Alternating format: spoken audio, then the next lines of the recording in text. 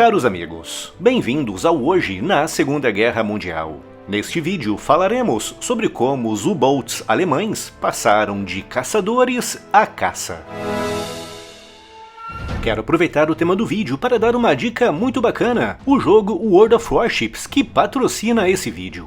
É um jogo gratuito de batalha naval para computador, onde você pode controlar mais de 400 navios de guerra altamente detalhados e realistas, em 40 mapas diferentes com gráficos incríveis e clima dinâmico. E também está disponível para consoles. Há várias classes à disposição, como os rápidos contra-torpedeiros, cruzadores multifuncionais, os letais e sorrateiros submarinos e até mesmo o porta-aviões. E todos os meses, novos conteúdos são lançados. Sejam novos navios, nações no jogo e até mesmo novas classes para você jogar sozinho como um lobo solitário ou em uma divisão com seus amigos em enormes arenas de 12 contra 12 jogadores. Apenas neste mês você pode ir para a batalha com o Popeye, o marinheiro ou Bluto como seu comandante, com bandeiras, patches e até uma capa de navio com o tema Popeye, e a diversão não vai parar em junho. Aproveite também a extensa e engajada comunidade de fãs e participe de discussões nos fóruns e no canal Discord, sintonizando para streams empolgantes e participando de sorteios. Encontre a sua comunidade num mundo de navios de guerra.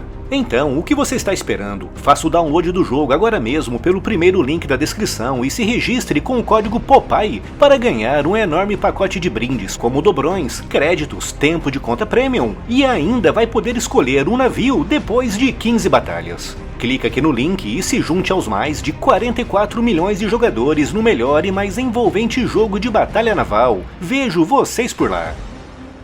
Em janeiro de 1939, apenas 9 meses antes do início da Segunda Guerra Mundial, Hitler aprovou o Plano Z, um ambicioso programa de construções navais com o objetivo de criar uma frota alemã de navios de guerra capaz de fazer frente à poderosa Royal Navy. Naquela época, a Marinha de Guerra Alemã, conhecida como Kriegsmarine, estava muito limitada em termos de força, devido aos 20 anos de limitações impostas pelo Tratado de Versalhes. Aquele cenário só começou a mudar em 1935, quando a Alemanha assinou o Acordo Naval Anglo-Germânico, que deu uma maior liberdade para a construção de navios alemães maiores. Mas, mesmo com aquele acordo, em 1939 a frota de superfície da Kriegsmarine tinha apenas uma pequena fração do poder da Royal Navy. O Plano Z previa a construção de 230 navios, incluindo 10 grandes encouraçados e 4 porta-aviões, com as construções começando logo em 1939. Praticamente todos os comandantes navais alemães sabiam que aquele plano de Hitler não daria certo. Com um grande segmento da marinha alemã, liderado pelo almirante Karl Donitz, defendendo que os gigantescos recursos que estavam sendo gastos na construção de navios de superfície poderiam ser melhor investidos na construção de submarinos modernos, com um grande alcance e, principalmente, com um grande poder de fogo.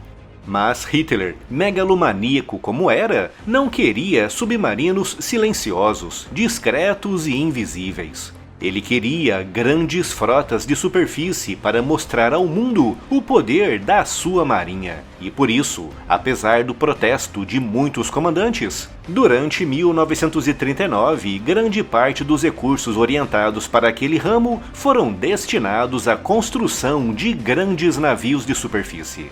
Como consequência disso, quando a Segunda Guerra Mundial começou em setembro de 1939, a Alemanha tinha apenas 57 submarinos, o que significava que o almirante Donitz, na época o comandante da frota alemã de submarinos, só conseguia manter em missão no mar um máximo de apenas 20 submarinos em simultâneo. Mas, mesmo com tão poucos submarinos, o almirante Donitz começou a alcançar resultados impressionantes, afetando duramente o esforço de guerra britânico.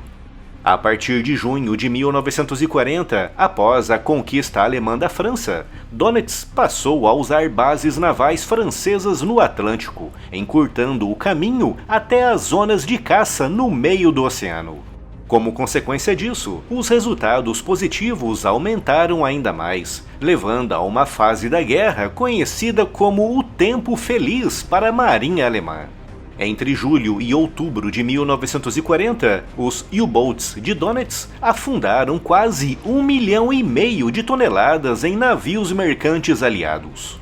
Com os submarinos alcançando resultados tão positivos e com a marinha alemã de superfície fortemente limitada pela extensa e poderosa marinha britânica, no final de 1940, Hitler foi obrigado a dar o braço a torcer, reorientando para os submarinos grande parte dos recursos que até então eram destinados às embarcações de superfície.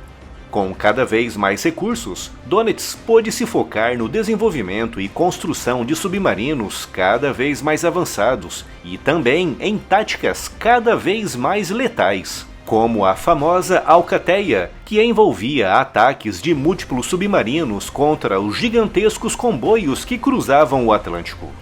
Como os Estados Unidos só entraram oficialmente na guerra em dezembro de 1941 e como a União Soviética de Stalin era aliada da Alemanha até junho daquele ano, os britânicos estiveram totalmente sozinhos na guerra entre junho de 1940 e junho de 1941, com Hitler lançando contra as Ilhas Britânicas todo o poder dos seus U-Boats.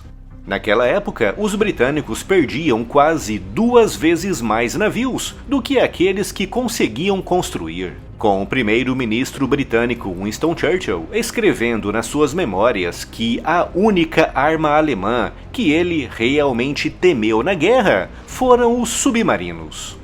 Até princípios de 1942, os U-Boats eram senhores absolutos do Atlântico, caçando livremente as suas presas, espalhando o caos e a destruição por amplas áreas daquele oceano. Mas foi naquele momento em que a maré começou a mudar a favor dos aliados. Primeiro, devido à entrada oficial dos Estados Unidos na guerra, levando a marinha norte-americana a aumentar e a reforçar muito a escolta dos comboios que cruzavam o Atlântico.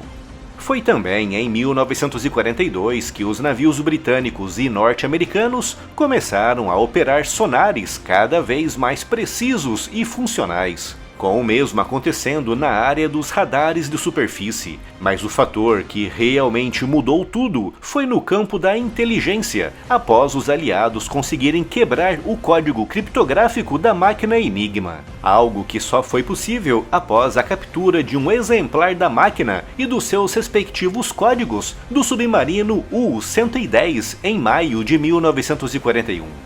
Graças a isso, e a um gigantesco esforço que começou na Polônia antes mesmo do início da guerra, e que culminou com uma equipe britânica de gênios liderada por Alan Turing, os aliados passaram a descodificar as mensagens enviadas para os submarinos alemães no meio do Atlântico.